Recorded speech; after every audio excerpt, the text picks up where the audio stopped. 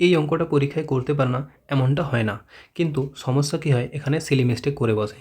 কোথায় Seely mistake হয় এই জিনিসটা বুঝতে, যে 1 থেকে 100 পর্যন্ত বলেছে, তার মানেটা কি, 1 সংখ্যাটা এবং 100 সংখ্যাটাও কিন্তু ইনক্লুডেড।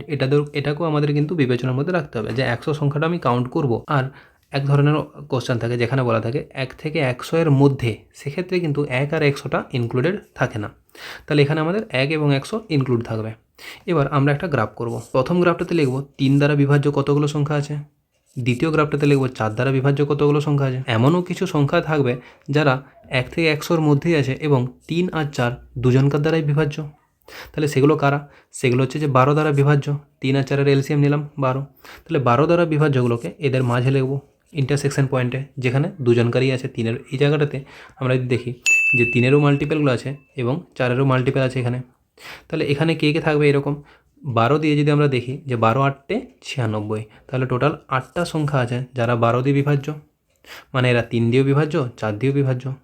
এবার 3 দিয়ে বিভাজ্য 1 থেকে 100 কতগুলো আছে, 3 33-এ 99, টোটাল আছে 33টা। এইখানটার মধ্যে থাকবে 33টা, তার মধ্যে এখানে যদি 8টা থাকে তাহলে এখানে কতগুলো থাকবে, এখানে থাকবে 25টা। 4 দিয়ে বিভাজ্য টোটাল কতগুলো সংখ্যা আছে 1 থেকে 100 পর্যন্ত, 4 25-এ 100, 25টা। তার মধ্যে এখানে যদি 8টা থাকে, এখানে বাকি 17টা থাকবে, তাহলে এখানে আছে কতগুলো, 17টা। ব্যাস, এবার এগুলো যোগ করে নাও, 17 আর 8-এ 25 আর 25-এ 50। অ্যান্সার কী হবে, অপশান এ। যদি বোঝা গেল, তাহলে সিমিলার এই অঙ্কটার অ্যান্সার কী হবে তোমরা কমেন্ট করে জানাও।